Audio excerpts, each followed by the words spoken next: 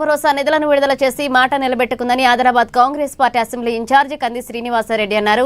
ఆయన క్యాంప్ కార్యాలయ ఆవరణంలో పార్టీ శ్రేణులతో కలిసి సంబరాలు జరిపారు. సీఎం రేవంత్ రెడ్డి, మంత్రి తుమ్మల నాగేశ్వరరావు, ఇన్ఛార్జి మంత్రి జూపల్లి కృష్ణారావు చిత్రపటాలకు పాలాభిషేకాలు చేశారు. సీఎం రేవంత్ రెడ్డి నేతృత్వంలో ప్రభుత్వం రైతు సంక్షేమానికి పెద్దపీట వేస్తుందన్నారు. రైతులకు భరోసానిస్తూ పెట్టుబడి సాయం అందించిందన్నారు. రైతులకు రుణమాఫీ చేయడంతో పాటుగా ఎకరానికి 12,000 రూపాయల రైతు భరోసా అందిస్తున్న ఘనత కాంగ్రెస్ ప్రభుత్వానిదేనన్నారు. రైతు భరోసా డబ్బులు ఖాతాలో జమ కావడంతో రైతులు సంతోషంగా ఉన్నారని అన్నారు.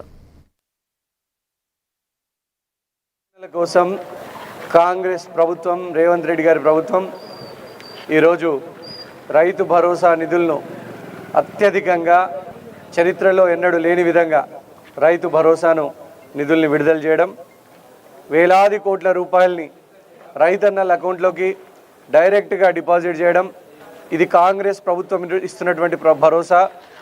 మన ప్రియతమ ముఖ్యమంత్రి రేవంత్ రెడ్డి గారు ఇస్తున్నటువంటి భరోసా.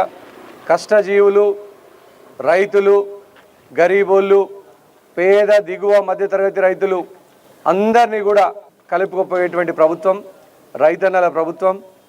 ఈ విషయంలో ముఖ్యమంత్రి రేవంత్ రెడ్డి గారి యొక్క గొప్ప సంకల్పానికి మనస్ఫూర్తిగా ఆదిలాబాద్ కాంగ్రెస్ పార్టీ తరపున, ఆదిలాబాద్ ప్రజల తరపున నేను మనస్ఫూర్తిగా కృతజ్ఞతలు తెలియజేస్తా ఉన్నాను.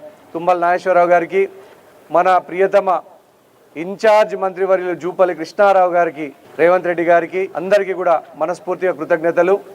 రాహుల్ గాంధీ గారి నాయకత్వంలో రాహుల్ గాంధీ గారిని ప్రధానమంత్రి చేయడానికి, రేవంత్ రెడ్డి గారిని మరొక్కసారి ముఖ్యమంత్రిగా రెండవసారి చేయడానికి మనమందరం శాయశక్తుల కృషి చేస్తామని సందర్భంగా తెలియజేస్తూ, రైతన్నల కోసం కాంగ్రెస్